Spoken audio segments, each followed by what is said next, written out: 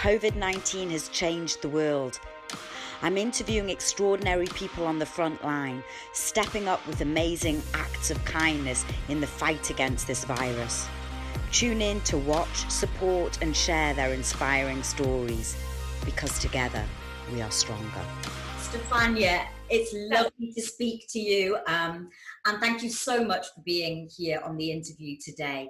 Tell me, Stefania, you're an actor and you're a doctor, and and you're also playing an important part in the whole COVID-19 and what we're going through at the moment. Can you tell me a little bit more about your role in the operation at the moment? Yeah. Well, first of all, thank you so much, Sonia. And I think it's really admirable that you investing time in making sure that our voices are heard and promoting our stories in a way, and make sure the public also knows what's going on with people like me that are involved on the front line. So I'm blessed enough to be both an actor and a doctor. So originally I was a doctor, and then in the last good decade now, I retrained as an actress, and I've been working as a doctor just on a freelance basis, but for obvious reason in the last couple of months it's been a full on and I'm really trying to put like as many hours as I can within safety limits, obviously, on a weekly basis. So I work across different hospitals in London, and I'm an anesthetic and intensive care specialist doctor, so I work in intensive care. And are you getting are you getting many hours sleep? What's your shifts like at the moment? So it really depends, but it's very, very long hours. And on a general level, you don't really get a chance to rest much. But it's, I think what I'm finding really, really beautiful, and I actually paid a little bit more attention to this specifically last night, funny enough. That's a sense of respect and support among all of us, and even people that normally would be maybe more distant emotionally to us, they're extremely supportive. Like last night when I went for my night shift, I was welcomed by the security guy like if he was my best friend, and I never met him before. So and, things like that, and it really touches your heart. And then we found food from some restaurants nearby that they're supporting as a charity. They're sending over food to the hospital. It's really touching, actually. We got some like thanks cards from some children, like 10 years old. Wonderful. Oh, wonderful. I actually managed to take one home for myself, the one I picked up. I think it was really brilliant. I've got to say, because I've interviewed some of the people that are actually converting their catering operations to deliver meals and for people like yourselves that are in the NHS. And I mean, are you finding it difficult to get food outside your normal hours? I don't, but I get I'm lucky because I live by myself, so I don't have the responsibility over a family. So I can manage my food shopping in a more flexible way. So I think the gesture of food is brilliant, actually, because it makes it easier, because at least you don't have to worry about buying food. I have to say, I even made an exception because it was pasta for me, and normally as Italian, I would not eat pasta. You're the Italian that doesn't eat pasta. It meant a lot, so it was more like sentimental. Yeah, so I loved it. Really nice gestures. I think they do make a difference, and so I've been reflecting on this a lot, how the generosity of people, starting from people uploading on a Thursday night. Amazing. To friends sending nice messages. I had some friends that sent me little gifts. I mean, I'm not asking for it, by all means they shouldn't, but in the same time everything is really welcome, because it makes you feel a little bit less lonely, really. No, which is at this time, loneliness can be a killer as well. What are you finding the biggest challenges? Well, and I'm sure I'm not alone on this. I believe the big challenge in all of this is not just the physical strain, which is obviously the amount of work is increased compared to usual, but is that sense that it feels a little bit this human of going to work and feeling you're actually risking your own life. I think that is the major psychological burden, and it's really challenging to be surrounded by coworkers that are feeling that. And despite, I'm extremely touched and proud of all the people I'm working with, because they're really showing a bravery that is behind the heroes. It's really good. But at the same time, you can see that actually behind what they try to appear like, or what when they're working, you can see their fears, you can see the worries. And a lot of people have families, and there's stories of people that have contracted the virus and then have infected their families. And I think the amount of guilt you might feel in a situation like this is unbearable, really. I can't imagine. But do you have any sort of emotional support that you're receiving? Well, I'm really lucky to have a wonderful family back in Italy that's supporting me. So talking of Italy, how are they being affected in comparison? Do you know people? Obviously, your family are there. How is it over there compared to, say, over here? Well, two things. In terms of family and friends, the lockdown has been really strict and it's been going on for longer. So there is, I mean, for me, it's really heartbreaking, because imagining my family in a lockdown, I really worry for them. So it's really painful. But I do feel an incredible admiration for the country, because, and I think that is very typical of Italian mentality and culture, in the sense that is in our roots. Then when things get really tough, there's been a sense of pragmatism and survival mode that really kicked on, and I think it's something that makes me particularly proud to be an Italian. Also, I do have friends back from university time that work in hospitals, and situation is as bad as the news declaring. But again, there's been there's a lot of positivity and a message of hope, and that sense of desire to carry on and survive, and bonding, which I think is beautiful. And in a way, as a healthcare worker, I feel blessed, because I have the opportunity to really give an incredible contribution to the society, and to feel that there is an incredible purpose on my daily basis. Yeah, you've done not only are you a doctor, we did mention that you're an actress and actor as well. You produced a video that came out quite recently. Tell me about that video, and how and why you constructed the video, because I've seen the video, it's amazing. We're going to put that as well in the interview. But it was of staff, as I understand, really enjoying themselves and giving a sense of happiness and joy in this situation. Yes. Well, actually, funny enough, I believe that's a dance video, and it was recorded in one of the intensive care units where I work, and it's just a really little private thing that just came out and like what I think is a pretty good idea, actually, and I'll tell you in a second. But it's not much to do with being an actor, funny enough. I think it's just to do with personality. So I think the way I'm coping with all this situation is about trying to find that message of hope, that positivity, and that almost like lightness. And I know this might come across like maybe a quite incorrect word, but what I mean is, even in the most desperate tragedies, we can always look life and find what else those aspects then keep us with appetite for life. And generally is movement, laughter, humor, and bonding, and a human connection. And I believe in times like this, where both physically and emotionally we're very disconnected from people, from our families, our friends, and even with our own patients, because we have physical barriers with the PPEs, we have almost emotional barriers, because we try to, a lot of them are also unconscious, so we don't have the opportunity to spend time and talk as normally maybe we would do. So I think in times like these, having a moment of relief, and really again looking and life is still very beautiful, and that hope can allow us actually to go through this tragedy, because realistically we can't be in fears for 24 hours a day.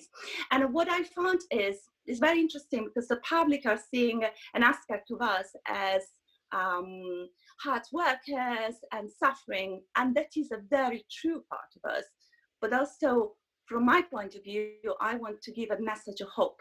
I want to say, hey, we're human beings, and somehow, if we want to help others, we need to make sure that we keep that enthusiasm for life, that lightness inside ourselves. So here's the dance video. So the idea came as, it was almost like a moment of hysteria, actually. Because I love it. It's like I walked into an intensive care where it was a very, very early stage of all of this, but still the panic, the fears, and the chaos.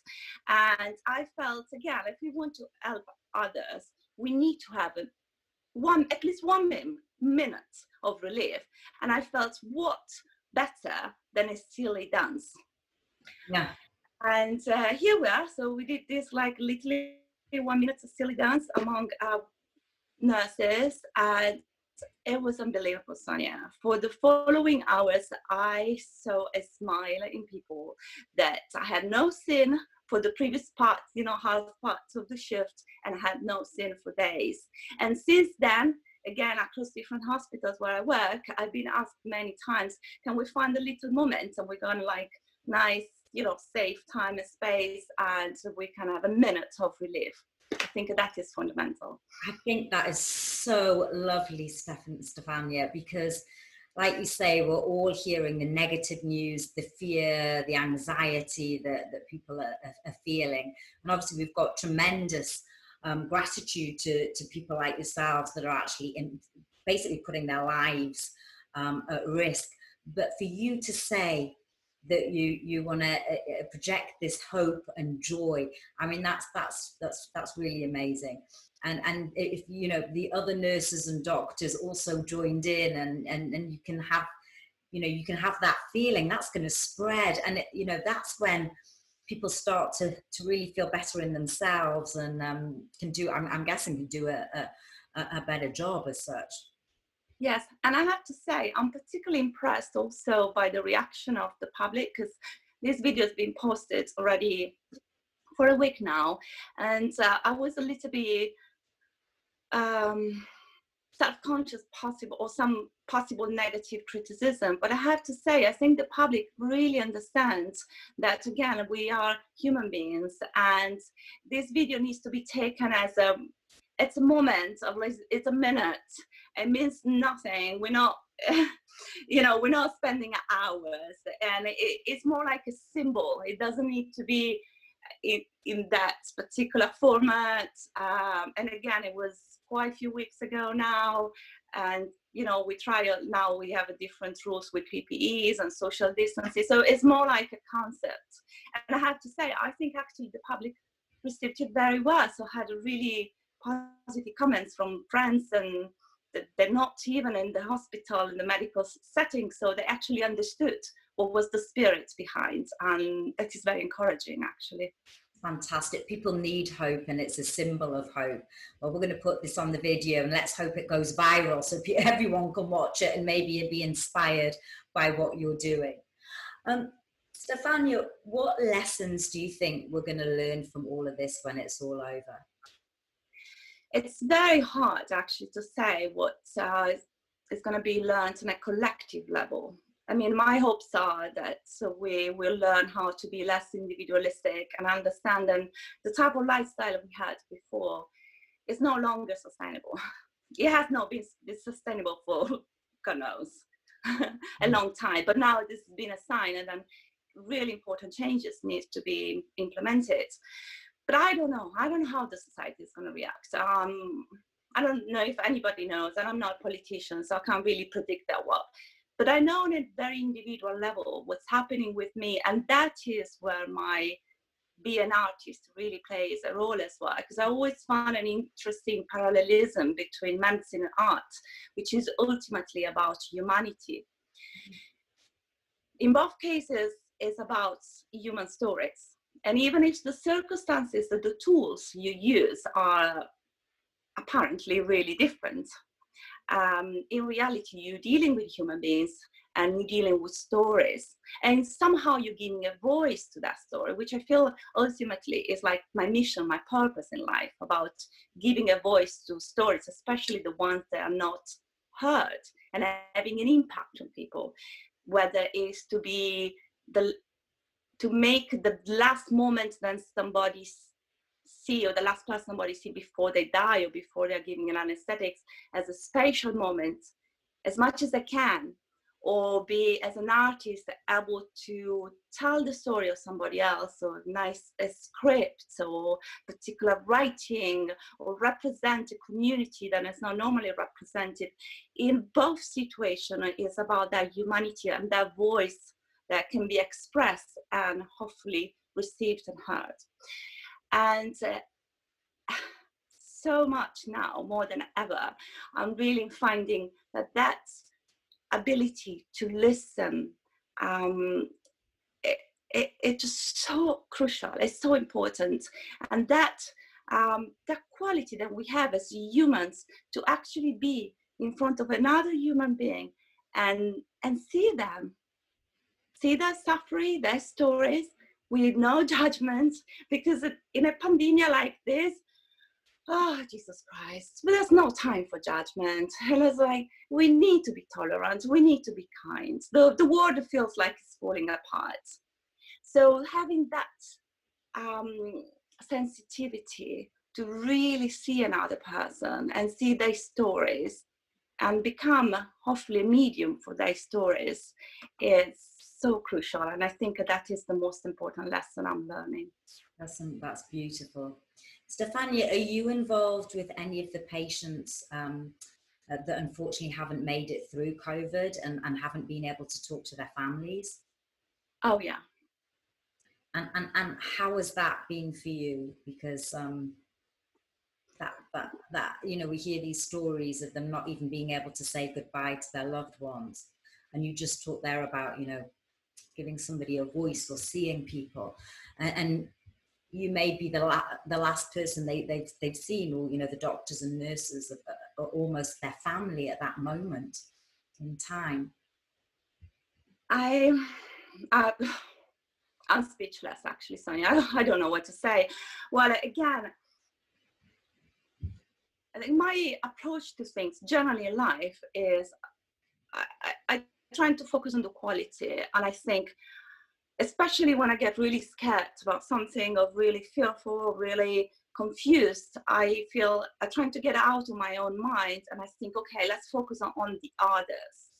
How can I make this person's life better?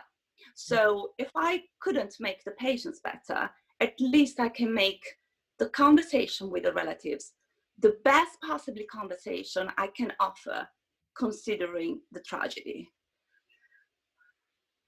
Now, am I succeeding? I'm hoping. That's a good intention. And again, I can see a lot of co-workers that are becoming extremely empathic and are really, they're really seeing what's happening. We're really seeing each other's. We're really connecting at that level. And I think that's beautiful. And I hope that carries on. I think it's absolutely beautiful. Stefania, is there anything else that you'd like to say? Because this has been an amazing interview, and you've shared a part of yourself. And I've got to say, the words of hope are still ringing in me as well, what you said. And I think that's amazing. Is there anything else that you'd like to say? I just want to say a little motto, actually, which so I had an interview recently with The Stage, which is I think the most popular magazine about theatre reviews on filming and TV, and they interviewed me as an artist and also works in medicine. And I'm really realizing right now that I know it sounds like we are so important as a frontline healthcare workers, but there are so many other professions that are, I would say, equally crucial. And I think even if it doesn't look like, I feel the arts community is so fundamental. And I feel if medicine can save the body, art can save the soul. That's my motto. Stefania, that's a beautiful place to end. Thank you so much. Namaste. Thank you for this beautiful interview. Thank you. Thank you, Sonia.